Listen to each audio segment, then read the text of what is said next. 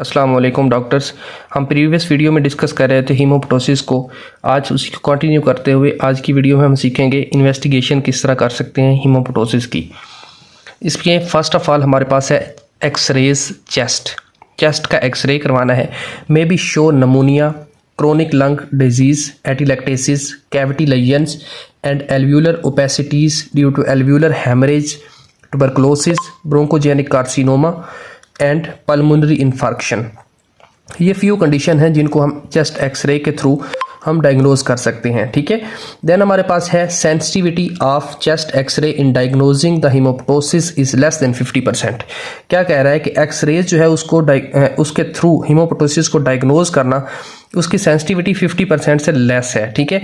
X ray जो है 25% cases में नॉर्मल आता है हीमोप्टोसिस के केस में। ठीक है। देन नेक्स्ट है हमारे पास हाई रेजोल्यूशन सीटी स्कैन या कंप्यूटेड टोमोग्राफी। इसमें क्या होता है, इसमें भी हम सेम चीज़ को रिपीट करते हैं।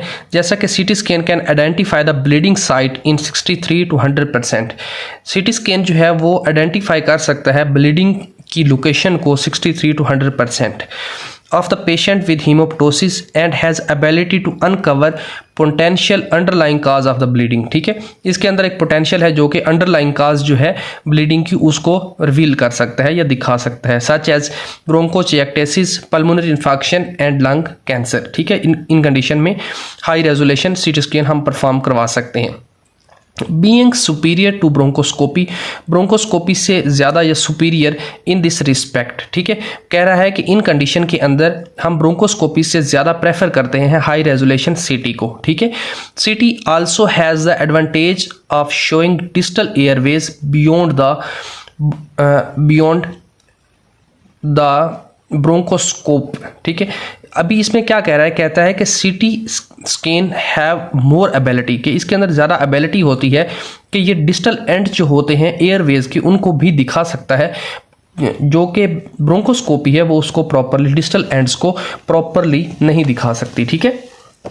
देन हमारे पास नेक्स्ट पॉइंट है कि ब्रोंकोस्कोपी, ये प्रीवियस लाइन का पार्ट है ऑफ द ब्रोंकोस्कोप। ठीक है। And then it has sensitivity of more than 90% in identifying endobronchial lesions. ठीक है।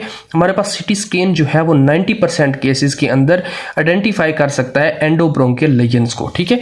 देन हमारे पास नेक्स्ट जो डायग्नोजिंग मेथड है वो है सीटी एंजियोग्राफी। और अगर सीटी एंजियोग्राफी सही से काम नहीं करती या हमें डायग्नोज करके नहीं देती तो फिर हम करवाते हैं DSA, जिसको हम कहते हैं डिजिटल सबट्रैक्शन एंजियोग्राफी। ठीक है। तो ये जो है इसके थ्रू हम करवा सकते हैं, डायग्नोज कर सकते हैं हीमोप्टोसिस को। ठीक है। If the CT angiography is not diagnostic. ठीक है। ये प्रीवियस बात जो मैंने बताई ऑलरेडी। ठीक है।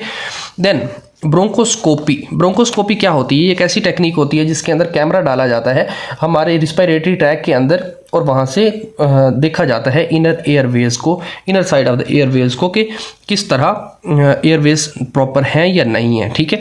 तो यहाँ पे क्या लिखा हुआ है, for many years bronchoscopy has been considered primary method of diagnosing.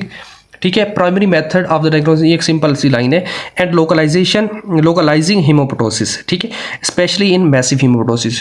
कहता है कि बहुत सालों तक ये कंसीडर किया जाता था कि ब्रोंकोस्कोपी जो है वो बेस्ट मेथड है, जो प्राइमरी मेथड है डायग्नोज करने के लिए और पता लगाने के लिए लोकेशन का हीमोप्टोसिस की। ठीक है। देन स्पेशली इन मैसिव हीमोप्टोसिस, खास तौर पर मैसिव हीमोप्टोसिस के अंदर, जिसके अंदर 200 to 600 मिलीलीटर ब्लड जो है वो आता है हमारे कफ के साथ। ठीक है। Then bronchoscopy is considered more effective in finding the bleeding site in patient with moderate to severe. कहता है कि मॉडरेट टू सीवियर कंडीशंस जो होती हैं हीमोप्टोसिस की, उनके अंदर इसको बहुत ज़्यादा इफेक्टिव माना जाता है ब्रोंकोस्कोपी को। ठीक है। लेकिन जो माइल्ड कंडीशन होती है हीमोप्टोसिस की, जैसा कि 49% हीमोप्टोसिस, उसके अंदर ये थोड़ा सा डिफिकल्ट होता है। ठीक है। Nevertheless severe haemorrhage can hider the visualisation of the airways. ठीक है। जो हमारे पास सीवियर हेमरेज है वो विजुअलाइजेशन को कम कर देता है क्योंकि ब्लड आ जाता है सामने और हम ब्रोंकोस्कोपी के थ्रू नहीं देख सकते। In particular at the level of distal bronchi, जो distal part of the bronchi होते हैं उनके अंदर मोस्टली हम ब्रोंकोस्कोपी के थ्रू प्रॉपरली नहीं देख सकते या विजुअलाइजेशन जो है वो हाइडर हो जाती है या कम हो जाती है। ठीक है। देन नेक्स्ट है blood CBC complete blood count, ठीक है। तो इसके अंदर क्या है, हम first of all haemoglobin level check करेंगे और प्लेटलेट काउंट चेक करेंगे, ठीक है। थ्रोम्बोसाइटोपेनिया हमें मिल सकता है हीमोप्टोसिस के अंदर, जो कि एक काज हो सकती है हीमोप्टोसिस की, ठीक है। ब्लीडिंग टाइम, क्लॉटिंग टाइम और प्रोथ्रोम्बिन टाइम, ये 3 टर्म्स हैं, डिफरेंट टर्म्स हैं। इनको हम परफॉर्म करके या टेस्ट करके हम पता लगा सकते हैं। जो हमारे पास क्लॉटिंग है, क्लॉटिंग का प्रोसीजर है, या क्लॉटिंग मेथड है, उसको आप पढ़ेंगे तो आपको ये तीनों चीज़ें क्लियरली समझ आ जाएंगी, ठीक है। देन है प्लान फॉर मैसिव हीमोप्टोसिस। अगर मैसिव हीमोप्टोसिस हो रही है या ज़्यादा हीमोप्टोसिस हो रही है तो उस कंडीशन में आपने क्या करना है, आपने first of all X ray perform करवाना है। अगर डायग्नोज हो जाता है तो ठीक है, अगर नहीं होता तो फिर हाई रेजोल्यूशन सीटी स्कैन आपने करवाना है। इसके अंदर क्या होगा, अगर पॉजिटिव रिजल्ट्स आते हैं, मतलब ये कि अगर फॉर एग्जांपल आपके पास सीटी स्कैन के अंदर, सीटी स्कैन पर आपको पता चल जाता है कि कहाँ पे कौन सा प्रॉब्लम है, तो ये आपके पास पॉजिटिव रिजल्ट्स हैं, ठीक है। तो इस कंडीशन में क्या हो सकता है कि ब्रोंकियल आर्टरी एम्बोलाइजेशन हो सकती है, वो आपको सीटी स्कैन पर नजर आ जाएगी। और अगर आपको नॉर्मल मिलता है हाई रेजोल्यूशन सीटी स्कैन, तो फिर आपने क्या करवाना है, फिर आपने ब्रोंकोस्कोपी करवानी है और आर्टीरियल एम्बोलाइजेशन करवाकर आप ब्लीडिंग को रोक सकते हैं, ठीक है। अभी नेक्स्ट है plan for non massive haemoptysis. इसके अंदर क्या करना है, first of all chest X ray करवाना है, जैसे हम रूटीन में पहले करवा रहे थे मैसिव हीमोप्टोसिस में। देन अगर इसके पॉजिटिव रिजल्ट्स आते हैं, आपको पता चल जाता है कि काज क्या है एक्सरे के थ्रू, तो फिर आपने ट्रीट करना है काज को। और अगर पता नहीं चलता तो फिर आपने हाई रेजोल्यूशन ब्रोंकोस्कोपी करवा देनी है, ठीक है। होप सो ये पॉइंट आपको क्लियर हो गए।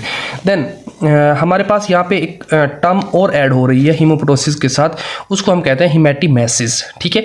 ये 2 अलग अलग टर्म्स हैं। देखें, ये जो है मेरे पास मैं यहाँ पे ड्रा कर देता हूँ। ड्रा क्या करने लगा हूँ, यहाँ पे हमारे पास 2 ट्रैक होते हैं। 2 ट्रैक किस तरह कि फॉर एग्जांपल ये जो है, ये जो एंटीरियर, ये इस साइड वाला जो ट्रैक है ये रिस्पायरेटरी ट्रैक है, और ये जो पोस्टीरियर साइड पे जो ट्रैक है इसको हम एसोफेगस कहते हैं, ठीक है। ये स्टोमक के साथ अटैच होती है, ठीक है। अभी मैं जो बताना चाह रहा हूँ वो ये है कि जो पोस्टीरियर साइड पे ये ट्रैक है, ये GIT का ट्रैक है, ठीक है, एसोफेगस। और ये जो है ये ट्रैकिया है, ठीक है। तो ट्रैकिया और GIT ये 2 अलग अलग ट्रैक हैं। जो हमारे पास हीमोप्टोसिस है, हीमोप्टोसिस जो है वो ब्लड आता है कफ के साथ थ्रू द रिस्पायरेटरी ट्रैक, या हम कह सकते हैं ट्रैकिया के थ्रू, ठीक है। लेकिन जो हमारे पास GIT से ब्लड आता है उसको हम कहते हैं हिमैटिमेसिस, ठीक है। होप सो कि ये पॉइंट आपको क्लियर हुआ है। अगर क्लियर नहीं हुआ तो आप कमेंट बॉक्स में क्वेश्चन पुट कर दीजिएगा, मैं इस पर कंप्लीट वीडियो बना दूंगा, ठीक है। देन हम इसको डिस्कस करते हैं कि हीमोप्टोसिस क्या है और हिमैटिमेसिस के अंदर डिफरेंस क्या है, ठीक है।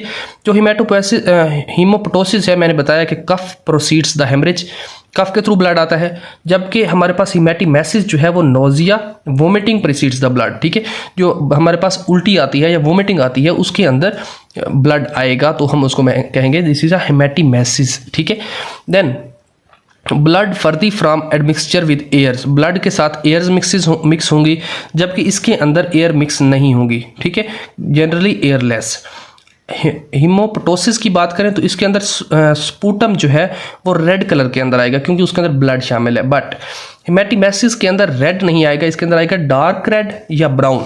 उसकी रीज़न क्या है, उसकी रीज़न ये है कि उस जो गैस्ट्रिक कंटेंट होता है, या हम कह सकते हैं कि गैस्ट्रिक एसिड या हमारे पास स्टोमच के अंदर जो भी कंटेंट होता है, जो भी इंग्रेडिएंट्स हम कह सकते हैं कि होते हैं, या जो भी फ्लूइड होता है स्टोमक के अंदर, वो सारा का सारा, और हम जो खुराक लेते हैं या हम फूड खाते हैं वो भी सारा का सारा मिक्स हो जाता है ब्लड के साथ, तो इस वजह से उसका जो कलर है वो डार्क रेड या ब्राउन हो जाता है, ठीक है।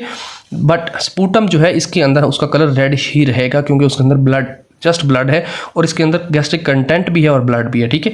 Blood often Altered in colour bye admixture with gastric content, usually dark red और ब्राउन, ठीक है। देन जब आप हीमोप्टोसिस की बात कर रहे होंगे तो आप जब हिस्ट्री लेंगे तो पेशेंट आपको बताएगा कि उसको अंदर हिस्ट्री है सजेस्ट रिस्पायरेटरी डिजीज, उसको कभी प्रीवियसली कभी रिस्पायरेटरी डिजीज थी।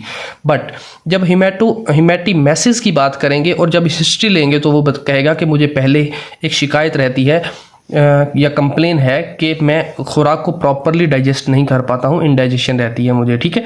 देन अगर कंफर्म करना है हीमोप्टोसिस को तो हम क्या करेंगे, ब्रोंकोस्कोपी करवाएंगे, जबकि हम हिमैटिमेसिस को कंफर्म करना है तो हम क्या करवाएंगे, गैस्ट्रोस्कोपी, ठीक है।